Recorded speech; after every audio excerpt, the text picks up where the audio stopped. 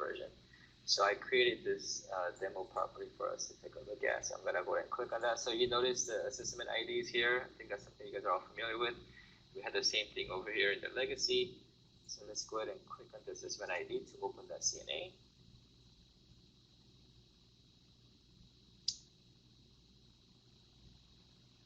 And sorry, my internet is a little bit slow. Okay, so once you open up a CNA, the screen changes to look like this. Okay, so across here you see the property name. Now if you click on that, it will expand and give you a little bit more information. Here's the CNA type, program type, so on and so forth. On the left sidebar here, you'll notice there are two tabs, CNA Review and View CNA. Okay, so let me get into explaining this a little bit more.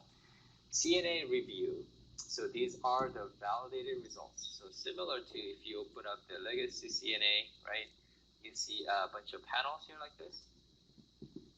It kind of serves a similar function, but I think we narrowed it down a little bit more. So the first set of screens that you can see would be the flags. Okay, so here in the main screen, you see all the flags displayed.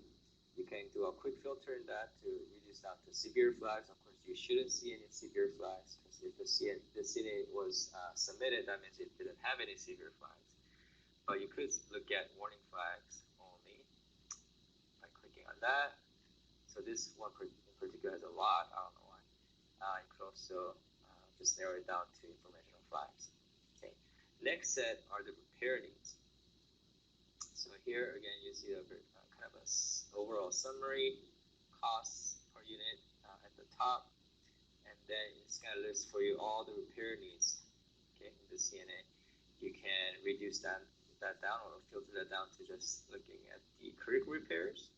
Okay, now if you look at the critical repairs, you'll notice two different icons here. So the fire one is life safety critical repair item. The handicap sign is the accessibility one. And you can also just filter those out too. So you can click on life safety, critical repairs. You see that this CNA, there are two items here. If you just want to get the accessibility, critical repair needs, you can list them like that by filtering it that way. And also you can look at non-critical repairs. Okay. One thing I do want to point out here is a quick thing. For the new version, so you have accessibility repairs, right? Some of them we allow to be deferred, meaning we allow some of the accessibility repairs to be done after closing within 12 months following the non-critical repair timeline. So we broke that out in the 3.0. So here you can see immediate action, meaning these are the accessibility repair items that will be done prior to closing. The deferred ones are the ones that we're allowing to be completed after closing. Okay. Any questions there?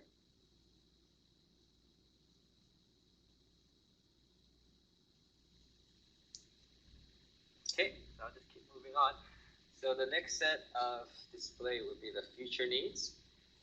So unlike the legacy system, what we did was we brought it back kind of like the way it used to be. In the olden days, we saw the number of years going across, right? Years 1 through 20. And then we also listed the repair items, or the replacement component items going vertically. And so we brought that back for the new version. Kevin, actually, I do have a question. Steve Sprecher, Baltimore. So yeah. if you click on critical repairs, you go over to the 9, and then you click on over there. Do they open up? Then okay, so it goes down here. You just have a column that goes over to the right. Okay. Right. Okay. Yeah. I see. Okay. Yeah. And then so one thing is you can click on this thing here called components. So let's go ahead and click on that. That'll take you to the components screen, which I'll kind of get into more later. And then you can see all the components listed there. But I'll get into the kind of the views CNA screens a little bit more. So that's the future needs, the financial schedule. This is pretty much the same as it is in the legacy system right now. So you'll see all the deposit amounts, ending balances, and so on and so forth. And so the financial factors tool, the Excel file that we're using to check to see if the deposit amounts are sufficient, that tool will continue to use. So we're going to release an updated version of that to more closely match how this table is formatted. But the basic idea is that, again, you can go ahead and copy and paste this guy in to see their deposit amounts, to see whether their deposit amounts meet our requirements or not. Okay. Reports. So that's similar to this panel here on the left. So you notice the reports that are available.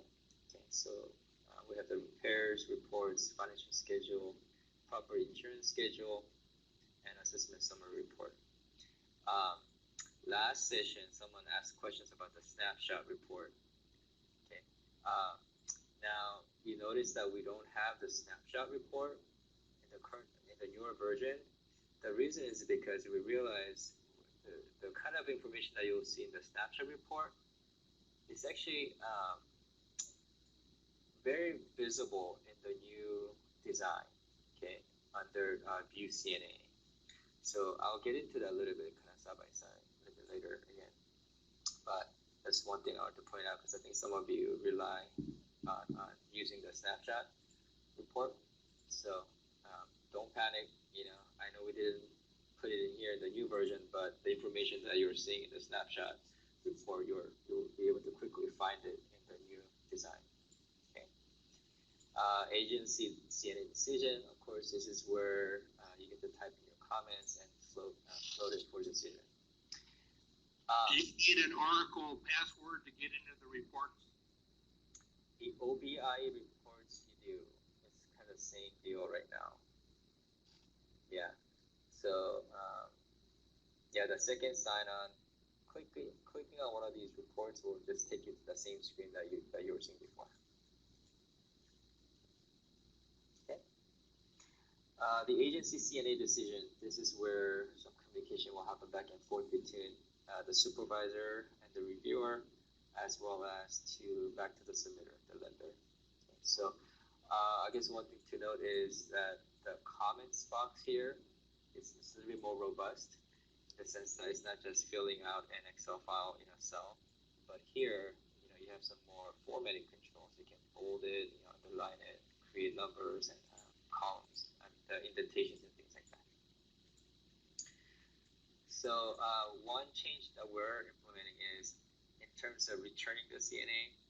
You know how before, or I guess the current state is that in order to return, the reviewer has to float it up to the supervisor. The supervisor has to click that return button. One change is we're going to have the reviewers have the ability to return CNAs. But approving CNAs, that still needs an approval from the supervisor. So if I'm a reviewer, so I'm currently logged in as a supervisor role, but if I'm a reviewer, I'll go in here, I'll type in my comments, right? And then I'll send it up to the supervisor. Supervisor will open the CNA, we'll see the reviewer's comments. You could add your additional comments and either approve, return to reviewer, okay, or HUD staff, or return to submitter. Also, another thing is this too, these comments section here, you could potentially utilize it this way. Instead of emailing all your decision points to your supervisor, if you're a reviewer, the reviewer can go ahead and type in here, okay? And if this contains information that you would not want to communicate to the lender, the supervisor can go here and just simply delete this, okay? And then just type in your formal explanation and go ahead and approve it and send that over. So we were trying to kind of go towards more of an internal communication method just within the e-tool. We haven't fully perfected it yet because we're limited to how much change we can make, but we're kind of heading in that direction. So in the near future releases, we're hoping that there could be a real comments box that can go back and forth between the reviewers and supervisors, and have that internal communication that can be hidden from the lenders. So that's kind of one thing to look forward to.